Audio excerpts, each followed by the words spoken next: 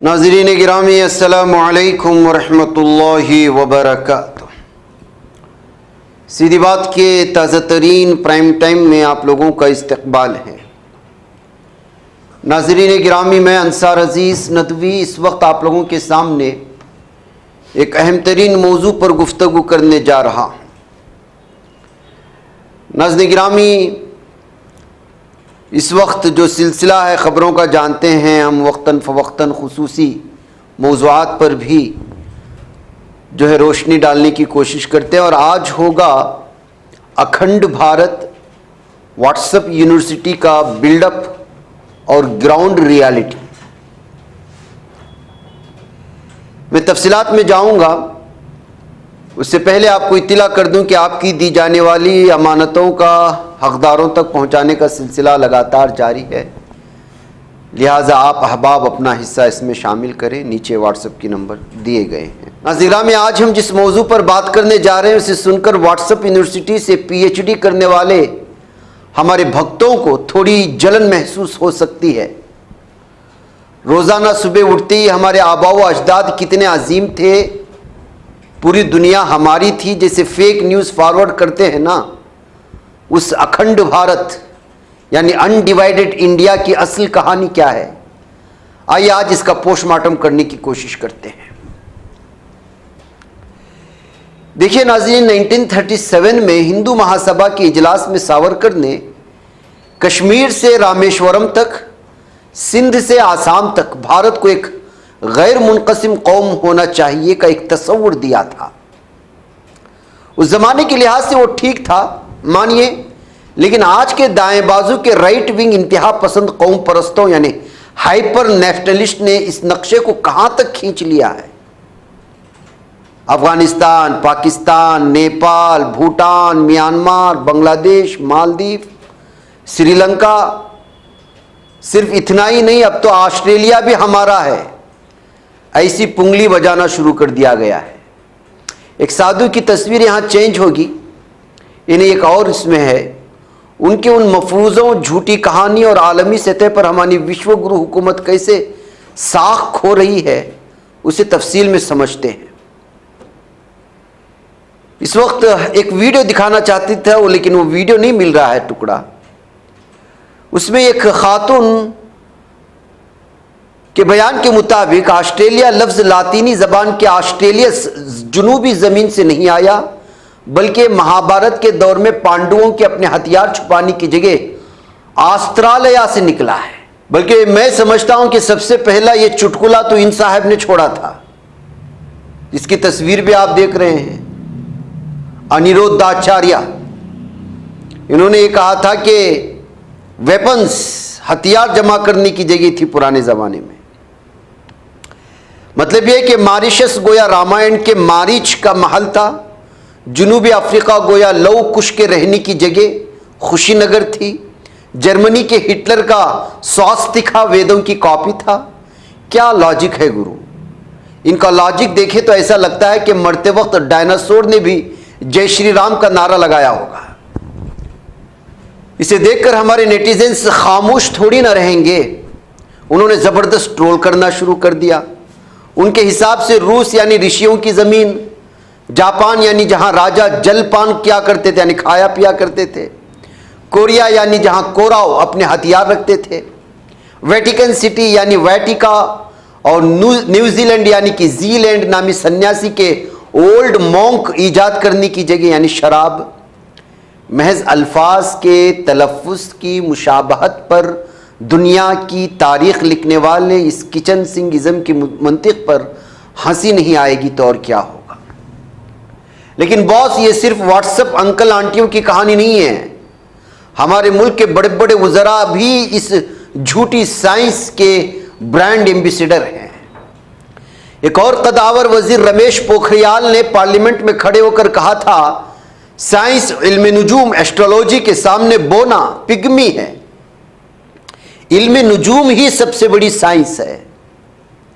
ऐसे उज़रा और ऐसे भक्त मिलकर आलमी सतह पर हमारी इज्जत का जनाजा निकाल रहे हैं, है ना।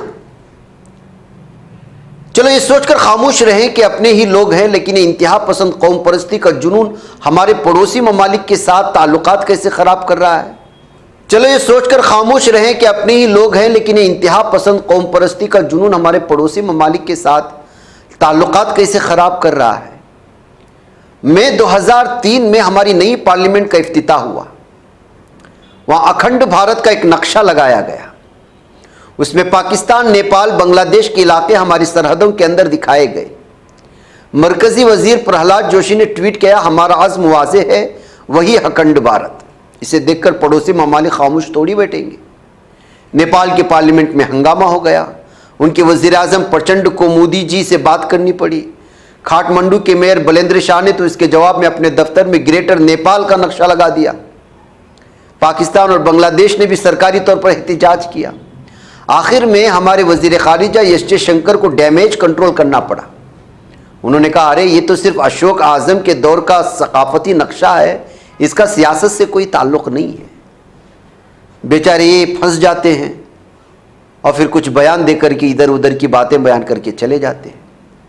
इसी अक्टूबर 2025 में बांग्लादेश के उबूरी वजीर आजम मोहम्मद यूनुस ने क्या किया, उन्होंने पाकिस्तान के फौजी जनरल को ग्रेटर बांग्लादेश का नक्शा वाली किताब तोहफे में दे दी, जिसमें हमारी शिमाली मशरकी रियासतें आसाम, त्रिपुरा, मेघालय शामिल थी।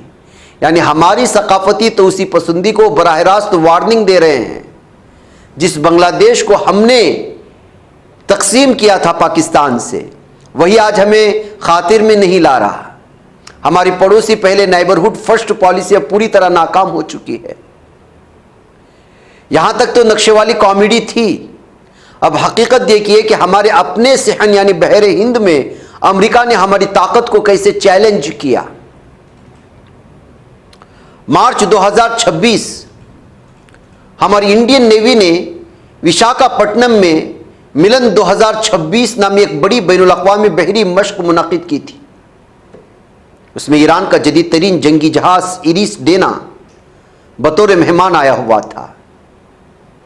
उसूल के मुताबिक इस जहाज पर कोई गोला बारूद नहीं था, यानी वो दिफाई लिहाज से कमजोर था। उसके मल्लाहों ने हमारी सदर जमहूरिया द्रौपदी मुर्मू को भी सलामी दी थी। मश्क खत्म करके 4 मार्च को जब जहाज वापस जा रहा था तो श्रीलंका के साहिल से महज 44 नाटिकल मील दूर बैनुल अक़वामी समंदरी हुदूद में अमरीकी आबदोज 48 मार्क टोरपेडो फायर करके इस ईरानी जहाज के टुकड़े टुकड़े कर दिए और उसे डुबो दिया। उसमें 87 मल्लाह हलाक हुए। दूसरी आलमी जंग के बाद यह पहली बार था कि अमेरिका ने टॉरपेडो का इस्तेमाल करके कोई जहाज डुबोया है।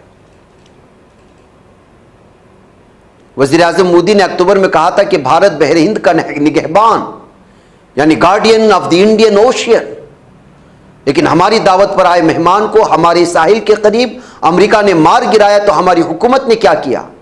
खामोशी और मुकम्मल खामोशी। वजीर खारिजा जयशंकर ने रायसेना डायलॉग में बात करते हुए बड़ी सादगी से कह दिया कि वो मश्क खत्म करके जाते हुए हालात के गलत रुख पर आ गए। अमेरिका के खिलाफ एक मजम्मती बयान तक नहीं दिया। इसे देखकर अपोजिशन लीडर खामोश थोड़ी रहेंगे। कांग्रेस लीडर पवन खेरा ने पूछा, क्या हमारे पड़ोस में भारत का कोई असर रसूख बाकी नहीं रहा, या हमने वो जगह खामोशी से वाशिंगटन और तिल अबीब के हवाले कर दी?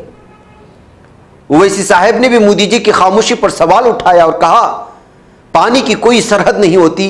ये कहना कि वो भारतीय हुदूद में नहीं था झूठ है। अगर चीन का जहाज वहां आता तो क्या करते? साबिक army chief general VP Malik ने भी अफसोस जताया कि अमेरिका ने इस खित्ते में ऑपरेशन करते वक्त भारत से मुशावरत की जरूरत तक महसूस नहीं की। लेकिन हमारे व्हाट्सएप भक्त सोशल मीडिया पर क्या दिफा कर रहे हैं? वो जहाज हमारी समंदरी हुदूद में नहीं था, वो बैनुल अक़वामी हुदूद थी। क्या उसके लिए अमेरिका से जंग करें? अरे वाह, क्या लॉजिक है गुरु। हजारों किलोमीटर दूर ऑस्ट्रेलिया और अफगानिस्तान अखंड भारत का हिस्सा है। वहां पांडवों ने हथियार रखे थे, लेकिन हमारे साहिल से 44 मील दूर हमारे मेहमान को अमेरिका मार देता है तो कहते हैं वो हमारी जगह नहीं है, हमारा इससे कोई ताल्लुक नहीं है। अगर अमेरिका के सामने खड़े होने की हिम्मत नहीं है तो ये अखंड भारत की पुंगी क्यों? इससे बड़ी मुनाफकत और बुज़दिली क्या होगी? उनका ये झूठ और दोहरा मेयार सिर्फ समंदर तक महदूद नहीं है। नाज़रीन गिरामी, साल 2020 का गलवान तसादुम याद है ना आपको? चीनी फौज हमारी लद्दाख की सरहद में दाखिल हुई, टेंट लगाए, हमारी 20 फौजियों को बेदर्दी से शहीद कर दिया, पूरा मुल्क रो रहा था। तब आल पार्टी मीटिंग में हमारे वजीर आजम मोदी ने बड़े एतमाद से कहा था, ना कोई हमारी सरहद में घुसा है, ना ही किसी ने हमारी किसी पोस्ट पर कब्जा किया है, हमने 1 इंच भी जमीन नहीं खोई। मगर हकीकत क्या थी? सैटेलाइट तस्वीर और बैनुल अक़वामी रिपोर्ट्स ने वाज़े दिखाया कि चीन ने हमारी जगह पर बंकर्स और हेलीपैड बना लिए हैं। हमारे अपने रिटायर्ड फौजी अफसरान ने चीन की दरअंदाजी की तस्दीक की। वज़ीर आज़म की इसी बयान को चीन ने आलमी सतह पर प्रोपेगेंडे के लिए इस्तेमाल किया कि देखिए, भारत के वज़ीर आज़म खुद कह रहे हैं कि हमने सरहद पार नहीं की, यानी वो जगह हमारी है, हमारे फौजियों की कुर्बानी की कैसी तौहीन है। दिलचस्प बात यह है कि जब महाराष्ट्र और कर्नाटक के बेलगावी सरहदी तनाज़े की बात आती है तो इन्हीं कौम परस्तों का रंग बदल जाता है। उद्धव ठाकरे ग्रुप के संजय रावत ने कहा था, जैसे चीनी फौज भारत में घुसी वैसे ही हम कर्नाटक में घुसेंगे, हमें किसी की इजाजत की जरूरत नहीं। तब कर्नाटक के वज़ीर आला ने कहा था कि 1 इंच जगह भी नहीं देंगे। देखिए, मुल्क के अंदर ही रियासतों के दरमियान 1 इंच के लिए चीन की तरह घुसेंगे जैसे डायलॉग मारते हैं, लेकिन जब वाकई चीन घुसता है तो कहते हैं कोई आया ही नहीं है। अमेरिका हमला करे तो कहते हैं वो हमारी जगह ही नहीं है। लेकिन बेचारे नेपाल और बांग्लादेश जैसे छोटे पड़ोसियों पर अखंड भारत का नक्शा दिखाकर रौब जमाते हैं। आखिर क्या नाटक है गुरु? हकीकत में जब दुश्मन का सामना नहीं कर पाते तो ये क्या करते हैं? तारीख बदलना शुरू कर देते हैं। इसीलिए NCERT की किताबों में मुनज़्ज़म तरीके से तारीख को कट एंड पेस्ट किया जा रहा है।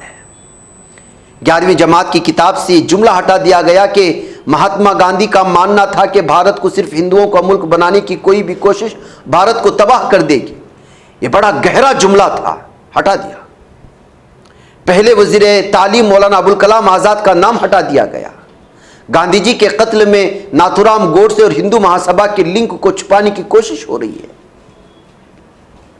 अगली नस्ल को महज झूठ और नफरत की बुनियाद पर पालने की यह कोशिश किस हद तक दुरुस्त है? झूठी तारीख पढ़कर आलमी सतह पर हमारे बच्चों को क्या इज्जत मिलेगी?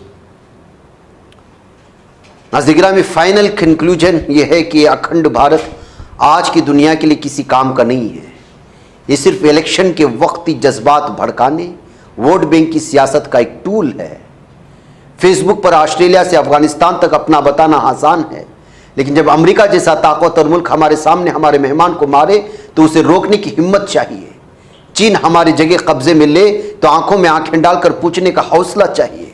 वो सब छोड़कर सिर्फ झूठ के महल बनाना और विश्व गुरु बनकर पीठ थपथपाना, इसे कौन मानेगा? आखिर हमारी असल ताकत व्हाट्सएप फॉरवर्ड्स में नहीं है, बल्कि मईशत, हकीकी फौजी ताकत, जमहूरी अक़दार और मजबूत खारिजा पॉलिसी में है। अपने पड़ोसियों का एतिमाद बरकरार रखने में है। आपको क्या लगता है? ज़रूर कमेंट करके बताएं। वीडियो ज़रूर आपको पसंद आई होगी। ज़रूर अपने दोस्तों अहबाब को शेयर करें और लोगों को जोड़े चैनल से। मुझे इजाज़त दें। अस्सलामु अलैकुम व रहमतुल्लाहि व बरकातहू।